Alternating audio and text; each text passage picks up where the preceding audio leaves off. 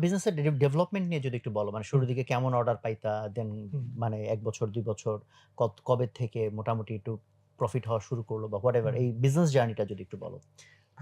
আচ্ছা, সো আমাদের একদম স্টার্টিং জার্নি শুরু হয় যে লাইক আমাদের তো ২ টা রুমের, প্রথমে তো একটা হচ্ছে কি আমাদের বাসাতেই ছিল আমাদের অফিস, হুম, হুম। আমাদের প্রোডাক্ট স্টোরেজ হাউস, আমাদের ড্রয়িং রুম যেটা ছিল বাসার। দেন এরপরে আমরা ছোট্ট একটা অফিস নিয়েছি, সেটা ২ রুমের, যেখানে আমাদের সকল এক্টিভিটিস হইতো। তো ওইখান থেকেই ধরেন আমাদের যাত্রা শুরু। এরপরে যখন আমাদের অর্ডার একটু বাড়লো, তখন একটু ভালো বলতে তোমার কি মনে পড়ে শুরুর দিকে দিনে কয়টা অর্ডার পাইতা? ধরেন শুরুর দিকে আমরা ডেইলি ৫, ১০, ১৫, হুম, হুম। হ্যাঁ, এই রেঞ্জের হইলো। এরপরে যখন অর্ডার নাম্বারটা ৫০ ১০০ তে চলে গেল, তখন আমরা কি করলাম যে না, এমন একটা জায়গায় ওয়্যারহাউস নিতে হবে যেটা আসলে ওই যে ঢাকা শহরের সেন্ট্রাল এরিয়ার হুম, মতো। হুম, হুম, হুম। যেখান থেকে আসলে আমি যে কোনো জায়গায় ইকুয়াল রেডিয়াস হয়, রাইট। এবং যেদিকেই যাই আমার যাতে আ ইকুয়াল ডিসট্যান্স করা লাগে, ট্রাভেল করা লাগে। সো সেই হিসেব করে আমরা মহাখালীতে আমাদের ওয়্যারহাউস এবং আমাদের অফিস সেট আপ করি। সো এখন এই নাম্বারটা যখন ৫০, ১০০ থেকে বেড়ে এটা ১০০ থেকে ২০০ রেঞ্জে চলে গেল, তখন গিয়ে আমাদের রিয়ালাইজেশন হইলো যে না, এইখানে এক জায়গা থেকে আসলে ডেলিভারি করা সম্ভব না। কারণ এটা কস্ট বাট তখন কি ইফেক্টিভ তোমরা হলে কুরিয়ার ইউজ করতা না? নিজেরা না, আমরা নিজেরাই ডেলিভারি করতাম। আচ্ছা। কারণ ফুডের ডেলিভারি আজ পর্যন্ত কোনো কুরিয়ার কোম্পানি আমাদেরকে স্যাটিসফাই করতে পারে নাই হুম, হুম, বা করে নাই। বিকজ অফ হচ্ছে ধরেন আমরা শুরুর দিকে যখন নিয়েছিলাম তখন তো কেউ নিতই না। হুম, যে কাঁচের জার আছে? না ভাই হুম, বাদ। হুম, লিকুইড আছে? বাদ। হুম, হুম, কেন? কারণ হচ্ছে কাঁচের জার ভেঙে যেতে পারে, হুম, হুম। লিকুইড লিক করতে পারে, রাইট। এবং মোস্ট অফ দ্যা কুরিয়ার কোম্পানির চার্জিংই তো হয় আসলে ওয়েট বেসড। হুম, হুম, সো ধরেন আমি যদি একটা চালের ৫ কেজির প্যাকেট দেই, হুম, তাহলে তো মনে করেন যে চালে আমি লাভ করি কয় টাকা? ওই হুম, লাভের হুম, গুড় তো পিঁপড়ায় খাইছে মতো হবে। হুম, হুম, হুম। ঠিক আছে? সো ওই এই ফ্রেজিলিটি, লিকুইড প্রোডাক্ট, তারপর হচ্ছে ওয়েট বেসড প্রাইসিং, এগুলোর কারণে আমরা কখনোই থার্ড বাট পার্টি তোমাদের জন্য তাহলে এটা আরো বেশি ডিফিকাল্ট না? কারণ ধরো যে তুমি মাত্র ২০ টা অর্ডার যখন হ্যান্ডেল হুম, করতেছো, হুম, হুম, একটা হইতে পারে উত্তরার অর্ডার, আরেকটা হইতে পারে যাত্রাবাড়ির অর্ডার। রাইট। তাইলে তোমার ও তো ওই ২-৪ টা অর্ডার সার্ভ করতেই তো ওর দিন চলে যাবে। হ্যাঁ, তাহলে তো অনেক এক্সপেনসিভ হয়ে গেছে মানে না? শুরুর দিকের হুম, যে ওই জার্নি, তখন দেখা যায় আমরা তো এই যেহেতু কোনো এরকম এস্টাবলিশড অফিস ছিল না, কোনো হুম, ইনফ্রাস্ট্রাকচার ছিল না। ওই পাবলিক ট্রান্সপোর্টে করে গিয়ে ডেলিভারি করা হইছে। হুম, হুম, সো তখন তো আসলে ধরুন এখন যেভাবে করে আমরা একদম এভরি ইউনিট ইকোনমিক্স চিন্তা করি, হুম। তো তখন তো আসলে ওইভাবে ইউনিট ইকোনমিক্স গুলা চিন্তা করি না। মানে এখন ধরেন আমি যদি নতুন কোনো এন্টারপ্রেনারকে অ্যাডভাইস দেই, তখন তো আমি ধরেন সবার ১ম হচ্ছে বিজনেসটা সাস্টেইনেবল কিনা। Hmm, in hmm, in terms of what? Hmm, hmm, ধরেন এখন যেকোনো একজন যখন নতুন বিজনেস করতে আসে, সে চিন্তা করে আমার বাসার বাসায় আম পাওয়া যায়, আমি আমের ব্যবসা শুরু করে দিই। তাহলে কি হবে? ৳১০ দিয়ে আম কিনবো, ৳১২ বিক্রি করব। ৳২ লাভ। হুম, হুম, হুম, হুম, whereas আমাদের মতো স্ট্যাটাসে যারা চিন্তা করে, ৳১০ কিনার পরে আমার ওয়্যার হাউসের ভাড়া আছে, আমার টিম মেম্বারের স্যালারি আছে, হুম, আমার হুম, মার্কেটিং এর কস্ট আছে, আমার প্যাকেজিং আছে। ধরেন হুম, আমি হুম। কিন্তু এই ১৪ টা জিনিস মানে চিন্তা না করলে আসলে এটা সাস্টেইনেবল বিজনেস হয় হ্যাঁ, না। মানে দেখা যাবে এটা ইউনিটে আসলে ও লস করতেছে। হ্যাঁ, প্রত্যেক হ্যাঁ, অর্ডারে লস হ্যাঁ, করতেছে। কারণ ও হচ্ছে চিন্তা করে হুম, ৳১০ কিনা ৳১২ বিক্রি করলে ৳২ লাভ। হুম, হুম। আর নিজের ইয়ে শ্রমের তো টাকা কোথায়? হুম, সে যে যদি মার্কেটিং করে, মার্কেটিং এর খরচ কোথায় বা আদার্স কোথায়? কারণ ওই হুম। এনালাইসিস টাই থাকে না। তো বাট আমরাও তোমরা তো তো ওই এনালাইসিস করো নাই। না, হ্যাঁ। এইজন্যই বললাম। হুম, হুম। তখন তো এনালাইসিস করা আচ্ছা, হয় যদি নাই। এনালাইসিস করতা, হ্যাঁ, এনালাইসিস করে তো তুমি আরো ভয় পেয়ে ব্যবসা শুরু নাও করতে পারতা যে ভাই হ্যাঁ। যোগ বিয়োগ করে দেখা যাচ্ছে যে দেখা তো যাচ্ছে এটা লাভ হচ্ছে লস, না। নেগেটিভ। হ্যাঁ, কারণ তুমি যখন শুরু করছো হয়তো তুমি ধরে নিছো মেবি ৬ মাস ১ বছরের মধ্যে একটা হ্যাঁ, লাভ-টাভ হবে। হ্যাঁ। বাট বাট এটা হয়নি। হ্যাঁ, হয় নাই। বাট প্র্যাকটিক্যালি তোমার operating cost, at least operating cost cover হইতে মোটামুটি কয় বছর লাগছে তোমাদের? একদম আম প্রফিটে যেতে ফুল একদম ফুল এই ৯ বছর লাগছে। ৯ বছর। হ্যাঁ, মানে মেজরিটি মানুষের কিন্তু আইডিয়া নাই। হুম। রকমারিরও প্রায় ১ম প্রফিট আমরা বোধহয় ৯ বছরের মাথায় ও তাহলে করছিলাম। তো একই নাম্বারের কাছাকাছি কিন্তু আছি। হ্যাঁ। হ্যাঁ, তো এর আগে মাঝে মধ্যে হয়তোবা একটু টাই ছিল। হ্যাঁ, ওগুলা হ্যাঁ। তো উঠছি পড়ে গেছি, তাহলে উঠছি দেখো যে পড়ে গেছি মানে আসলে এরকম। কিন্তু মাঝে, মাঝে ignorance is bliss। কারণ হ্যাঁ, একটা মানে এরকম entrepreneur যখন চিন্তা করে দেখবে হিসাব করলে যদি আসে যে ভাই ৮ হ্যাঁ। বছরের মাথায় প্রফিট হইলেও হইতে পারে।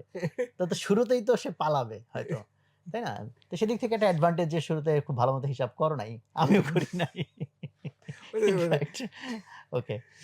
সো ব্যা তাহলে এখন তুমি যখন নতুন entrepreneur কাউকে অ্যাডভাইস করো, কি হ্যাঁ, হিসাব করতে বলো নাকি জাস্ট নাইমা যেতে বলো? না আমি আসলে হিসাব করতে বলব। ওকে। কারণ ওই হুম, কারণ এইটা আসলে অনেক আপনি না জানেন যে আপনার হুম। রান টাইম কত, হুম, ঠিক হুম, আছে? ধরেন এইটা তো আসলে একটা বিশাল ট্রমার মধ্য দিয়ে, বিশাল হুম, হুম, স্ট্রাগল এর মধ্য দিয়ে আপনাকে যেতে হবে। হুম, হুম, হুম, অ্যা হুম, যে যদি আপনার এটা যদি ধরেন প্রপার এনালাইসিস করা না থাকে, হুম, হুম। এম এখন আসলে বিজনেসে নামা এটা ছাড়া, প্রপার এনালাইসিস ছাড়া এটা ভেরি ডিফিকাল্ট। Very difficult. মানে এট লিস্ট ও জেনে হুম, বুঝে নামলো যে these are the crisis যেটা হুম, আমার হুম, প্রিপারেশন লাগবে এটাকে হ্যান্ডেল করার জন্য। রাইট।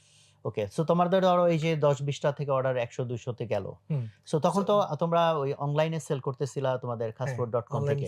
সেলস করতেছি। বাট তখন তোমাদের কি অন্যান্য জায়গায় প্রোডাক্ট এভেইলেবল না, কি ছিল না? না, শুধু না, না। তারপরে কিভাবে কোন ফেজ এ উম গিয়ে তার ডাইভার্সিফাই করলা বা হ্যাঁ, তো যখন ওই যে ২০০ রেঞ্জে চলে গেল, হু, হু। তখন আমাদের মনে হলো একটা জায়গা থেকে আসলে ডেলিভারি করে আসলে আ মানে আসলে ঢাকা শহরে পোষানো বাট যাবে এই না। ২০০ ডেলিভারি দেওয়ার জন্য তোমার ডেলিভারি ম্যান কয়টা লাগতো এবং কয়দিন লাগতো? একদিনের মধ্যে কি ডেলিভারি হতো? হ্যাঁ, আমাদের তখন মোটামুটি আমরা ১০-১২ জন প্লাস ওই ডেলিভারি ম্যান ছিল। সো আমরা হুম, অন এন এভারেজ একেকজনের ভাগে 10 to 15 এরকম মিনিমাম, যেহেতু পাবলিক ট্রান্সপোর্ট এ দিত।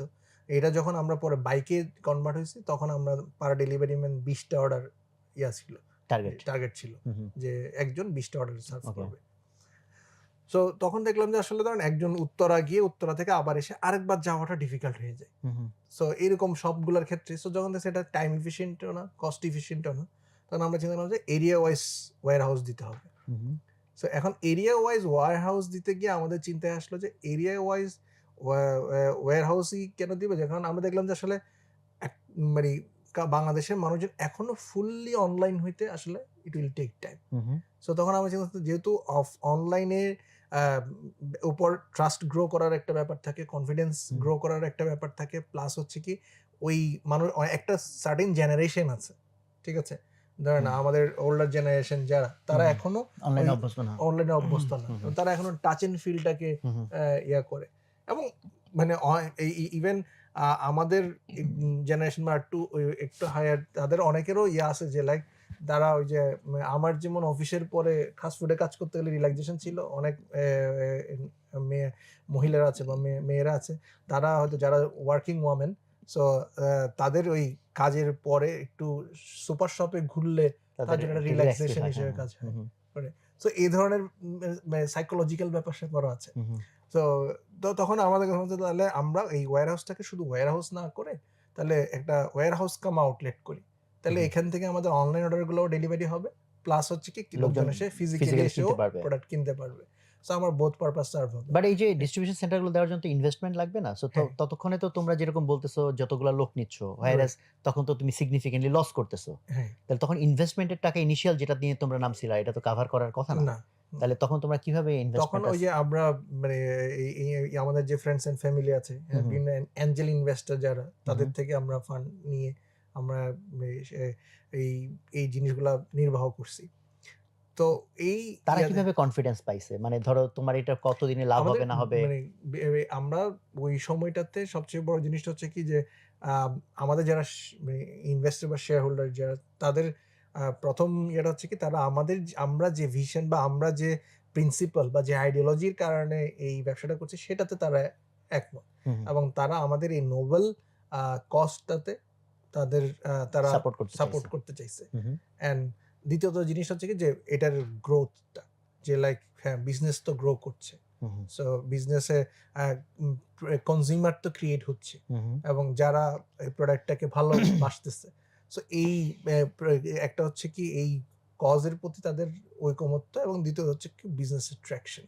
হু, হু, সো এই ২ টা তাদেরকে ইয়া করেছে। এবং lastly definitely people in actually আ এটা শুধু বাংলাদেশে বলে না, ওয়ার্লড এর হুম, সব জায়গায়ই হু, হু। মানুষজন আসলে ইনভেস্ট করে আরেকটা মানুষকে।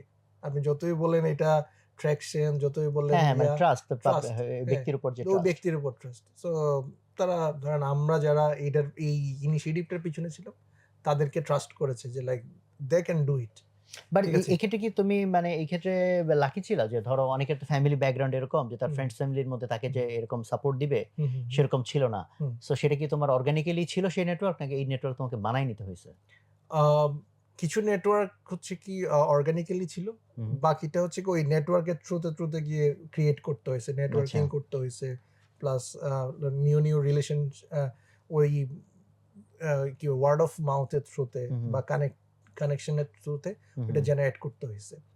এটা তাহলে তো এখন বিজনেসে দেখো তোমার এক সাপ্লাই চেইন নিয়ে তুমি শুরুতেই কথা বলছো, প্রোডাক্ট হুম, সোর্সিং এর জন্য হুম, ১০০ জায়গায় দৌড়াইতে হুম, হচ্ছে। হুম, অলরেডি তখন প্রোডাক্টের হয়তো হুম, প্রোডাক্ট লাইন বাড়তেছে। বাড়তেছে। এদিকে আবার মার্কেটিং ঠিকমতো বুঝতে হচ্ছে, হুম, ডিস্ট্রিবিউশন এভরিথিং। হুম, সেদিকে আবার ইনভেস্টর খুঁজতে হচ্ছে। হুম। সো এটা অনেক গ্যাঞ্জামের বিষয়।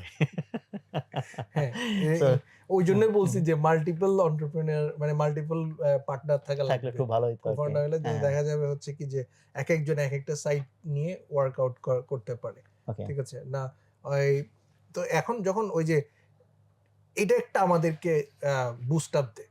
যে আমরা যখন এই ডিসিশনটা আলহামদুলিল্লাহ আমাদের একটা বলতে পারেন ফাস্ট ফুডের জন্য একটা টার্নিং ডিসিশন ছিল। কোনটা? এই যে ওয়্যার হাউস কাম আউটলেট করাটা। আচ্ছা।